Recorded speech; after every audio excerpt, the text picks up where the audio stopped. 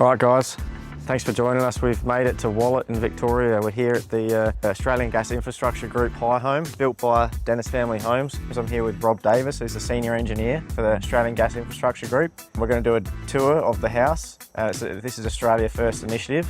Never been done before, so there's some pretty cool stuff to have a look at. And yeah, follow along. We're going to do a tour and Rob's going to show us some of the technical stuff that's going on in here. Let's go.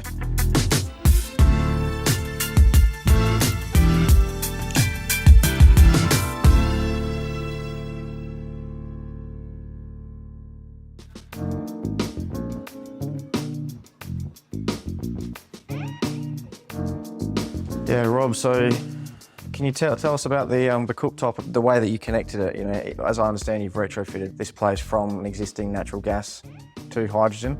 Yeah, of course. Yep. Thanks, Matt. Yep. So what we've done is we've taken an existing display home and we've retrofitted it with hydrogen-ready appliances. So these appliances, they operate on 100% hydrogen.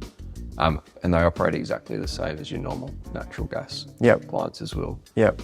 They've been installed in the same way as normal natural gas appliances. And the installation was done by a gas fitter standard.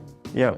And in regards to the pipe work under here, like, did you need to do anything different from a plumbing perspective? No, so we've run this in copper for no particular reason. But that was we chose copper.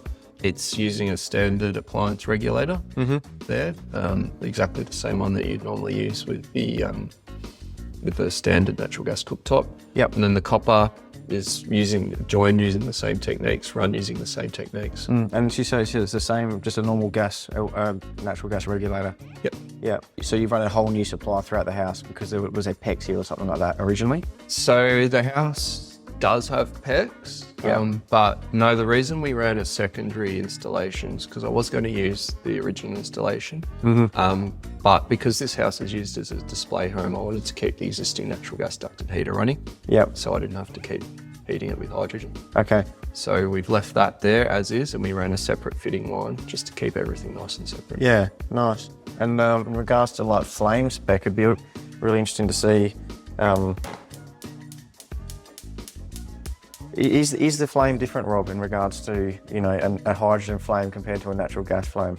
So there's a few differences. Hydrogen has a higher flame speed, so it ignites a bit faster, the flame travels faster. It also has a wider flammability range. Okay.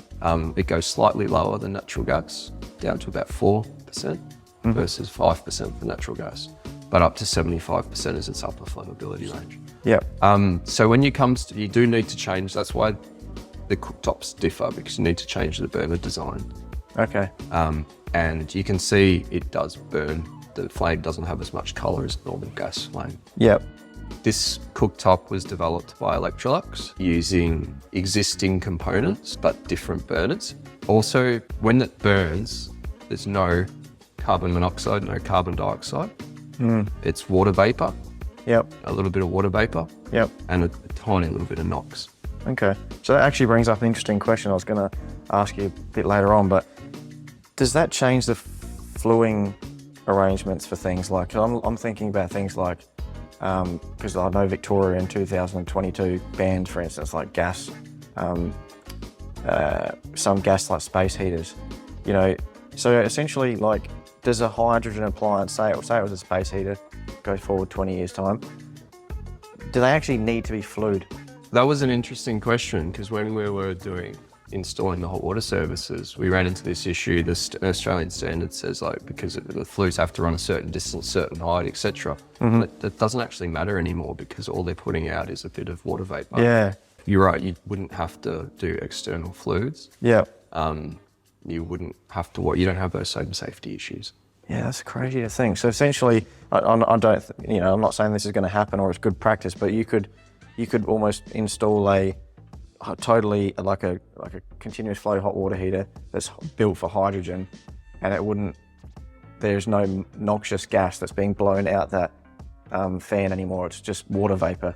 Yep. Yeah, and a little bit of NOx. Yep. But well within current limits. Yep.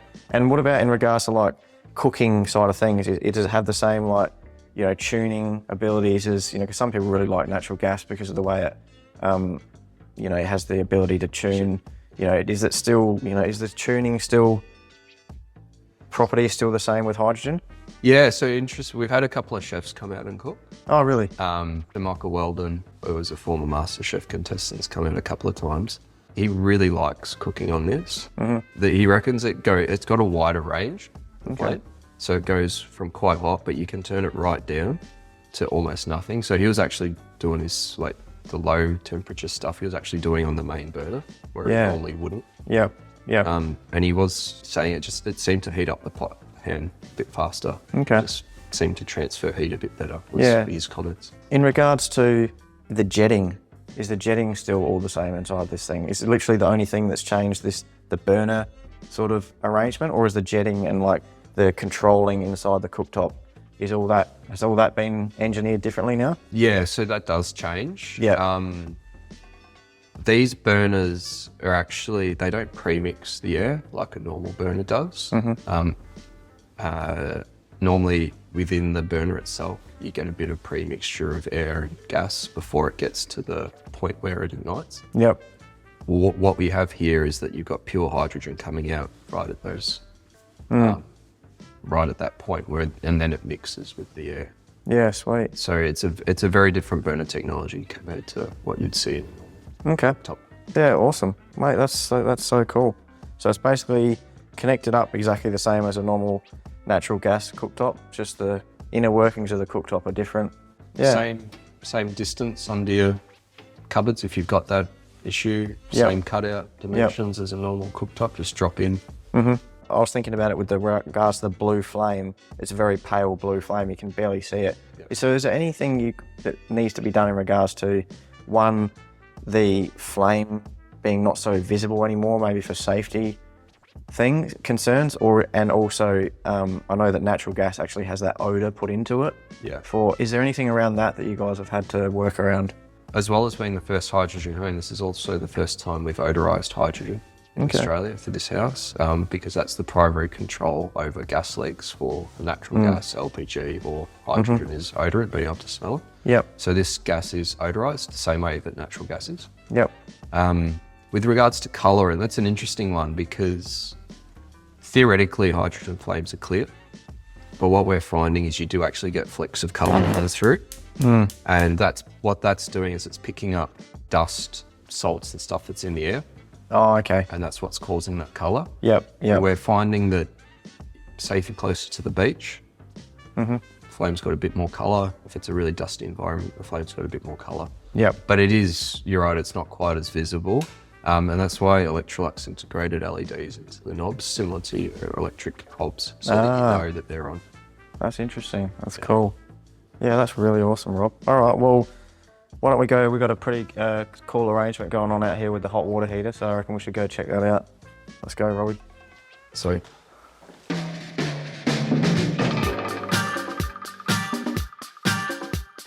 All right, we're out here looking at the hot water heater now, which has got some pretty interesting stuff going on. Rob will talk us through it. So, Rob, tell us some of the interesting stuff about this hottie, mate.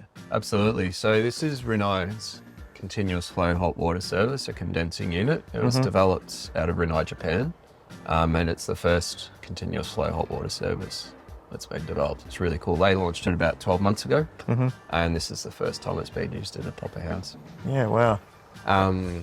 It's installed exactly the same way as a normal hot water service. I just wasn't allowed to drill into the wall. That's why we got a bit of a metal plate there. Yep. This house is set up for storage rather than continuous flow. Normal hot water or cold water in, hot water out. Yep. Gas connection, electricity connection, and because it's a condensing unit, you've got a drain. This is actually approved product in Victoria by ESV under the appliance approval standards. So it's proper to use. And Rob was just saying that ESV is like Victoria's equivalent of the OTR, just so everyone over in Adelaide knows. This operates at the same pressure.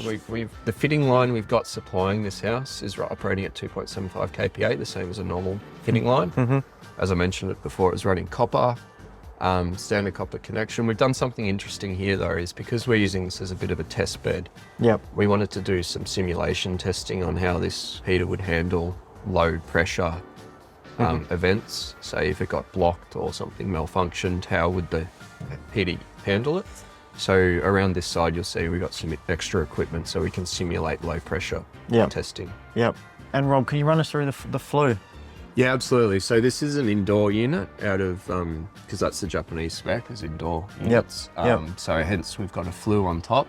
That draws the air in and also exhausts the flue gases. Having said that, because it's a hydrogen unit, it's only exhausting water vapor. Water vapor. And a bit of NOx. That's very interesting, hey? Yeah. So when, fast forward 5 or 10 years or however long it may be, do you think the Australian units will have the flue, like the powered flue out the front? Or is this going to be what the hot water heaters will be? I think if Rinnai were to release this in Australia, I would really suspect they'd copy the same design that they currently use with the flue on the front. I think we'd still keep them outside the house because it's just better. Out of the sight, out of mind. And yeah, it would be installed exactly the same way in exactly the same spot as they are currently. Interesting. So this does all the same things as a normal hottie. It's going up, you can tune it up to over 60 or plus degrees. Yep. I guess the only real technical difference is that the flue is pumping out water vapor. Yep. It's still got the same inlet pressure, same pipe work coming into it. Yep. So there's nothing too much different except it's built for hydrogen. Absolutely. Yeah. Anything else interesting here, Rob? You'll notice we got sensors plugged into it everywhere. We've got temperature monitoring and there's a whole bunch of sensors everywhere because we're using this as a bit of a test bed. We're relaying data back, which will help develop future models. Okay. So are you guys working closely with Rinnai and Electrolux, I've heard as well? Yeah, so it's a really good project because we were able to partner really well with Rinnai and Electrolux. They've been absolutely amazing to work with. Yeah.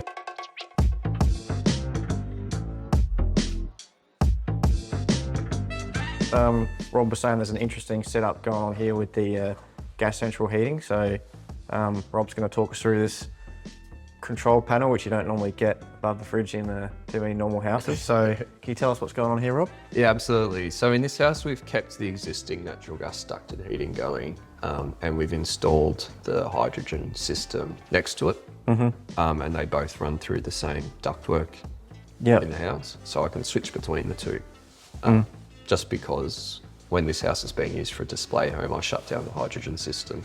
And we only use it for tours and for sort of testing purposes. Gotcha. We've installed the control system for the hot water service, for the heating here. It uses the same sort of controller.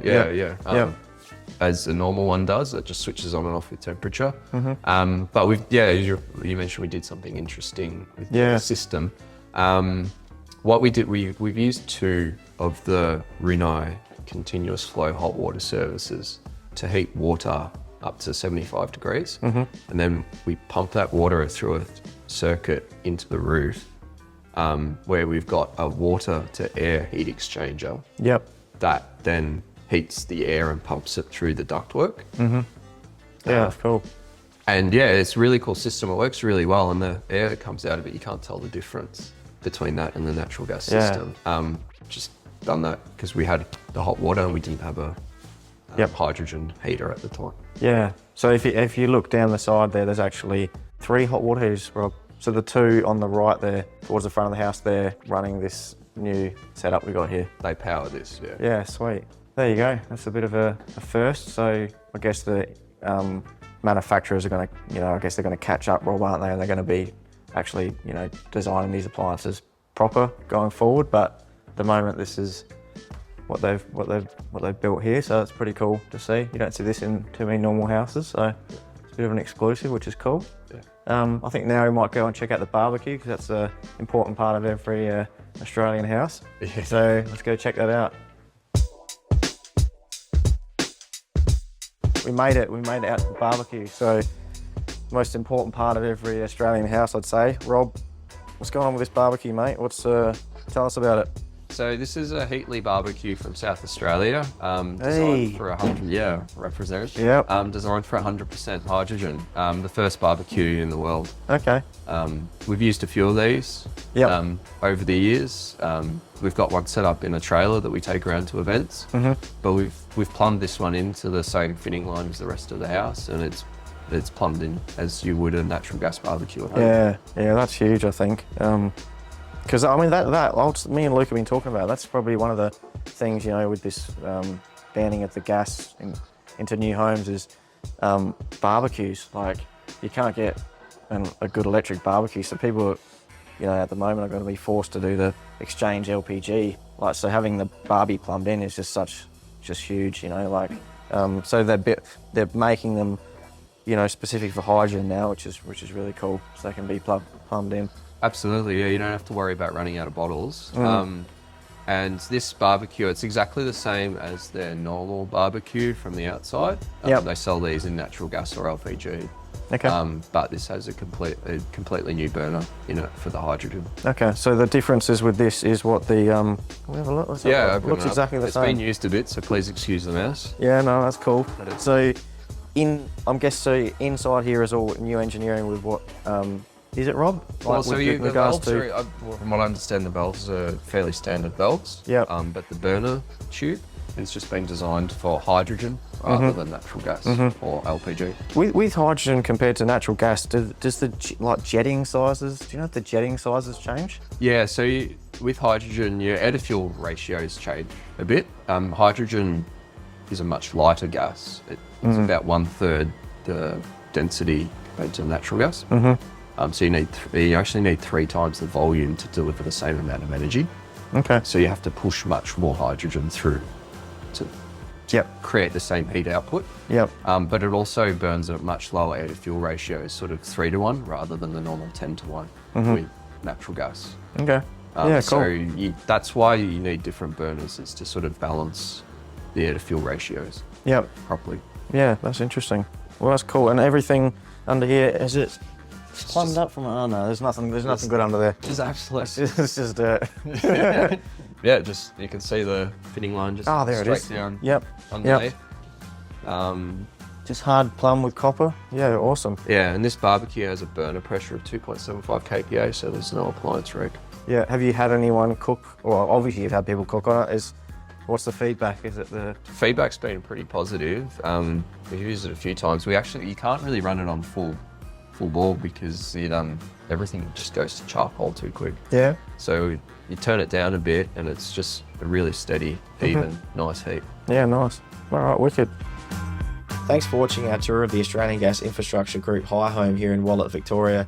Make sure you check out our podcast interview with Rob Davis, senior engineer that took us on the tour of the HyHome here on the Plumbify podcast, but we go into much more detail around everything hydrogen gas. Really interesting. We actually really did learn a lot. I think you guys will get a lot out of it, so stay tuned for that podcast. It's going to get released pretty soon, or it may have already been released by the time you watch this video. Shout out also to everyone at the Australian Gas Infrastructure Group and Australian Gas Networks for being so accommodating, or being willing to let a couple of fellas from Adelaide go through the HyHome and make these videos. So massive shout out to them. They've been a real pleasure to work with, and might have some more interesting stuff coming in the future, so stay tuned. Really appreciate it, guys. Thanks for following along. Cheers.